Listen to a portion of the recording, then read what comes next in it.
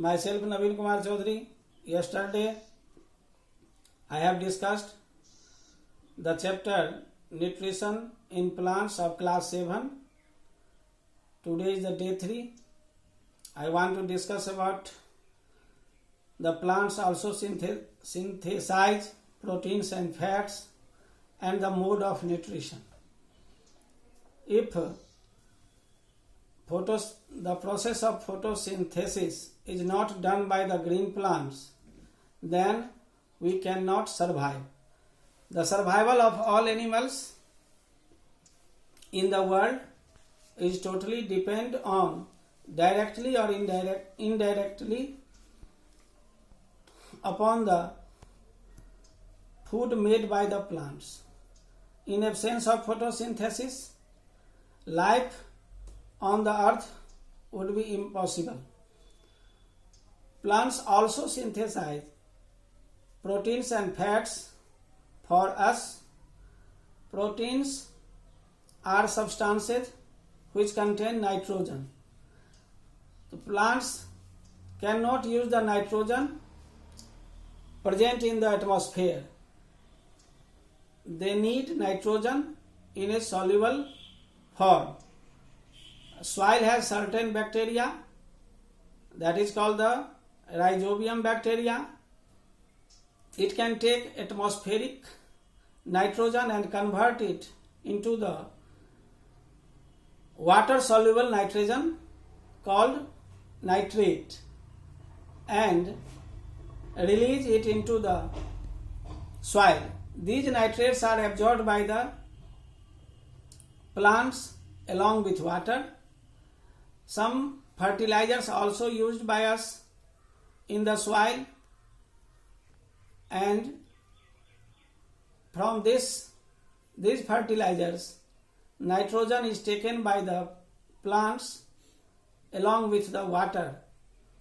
So there are plants also synthesize vitamins, and vitamins are found in vegetables, fruits and cereals. Now we discuss about on the heterotrophic mode of nutrition.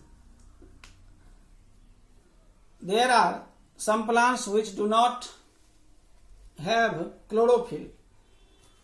They cannot synthesize their food. That are the non-green plants and depends on the food produced by the other plants. In this, we discuss about the heterotrophic plants derive their nutrition. Number 1 is the saprotrophic nutrition. Some non-green plants obtain their nutrients from dead and decaying organic matters of plants and animals. In this figure you can see the mode of nutrition in which the non-green plants obtain their nutrients from dead and decaying organic matters of plant and animals is called the saprotrophic nutrition. These are the Indian pipe and coral root. Second is the parasitic nutrition. In this, the cuscuta, that is also called the amarbel, is a non-green plant. It does not have chlorophyll and it cannot make its own food and depends on the host plant. It has a thread-like stems twined around the stem and branches of the trees. That special structure called the haustoria, which parts into the plant's body. We can say the roots of saprophytes, the mode of nutrition in which some plants, you can see in this figure, this is the cuscuta and it is the total parasite. The mode of nutrition in which plants live in or on the body of other living organisms and derive their ready-made food from them is called the parasitic nutrition.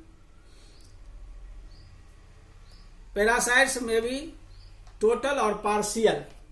Cuscuta is the total parasite and Mistletoe are the partial parasite. This plant has the green leaves. These green leaves make their own food. You can see in this figure. But this plant receives water and minerals from the host plant. Number 3 is the symbiosis. Lichens are the most amazing forms of life. A lichen is actually composed of 2 distinct organisms that are the algae and fungi. Algae contains chlorophyll and make their own food. The fungi share the food and protect the algae and provide water and minerals to the algae. The association in which you can see in this figure, the figure of lichens. In this figure, the association in which 2 different types of organisms live and work together for their mutual benefits is called the symbiosis.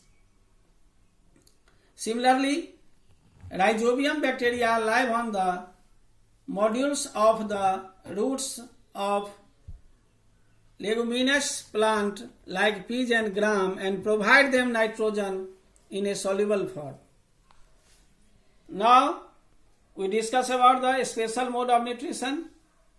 A few plants feed on insects or fulfilling their nitrogen requirements, such as insect-eating plants are called the insectivorous plant. The pitcher plant, Utricularia and Venus flytrap are the insectivorous plants.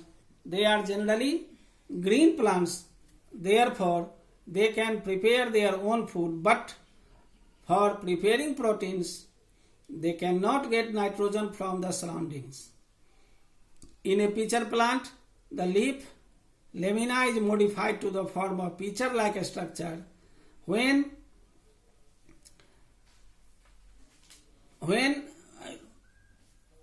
an insect comes on that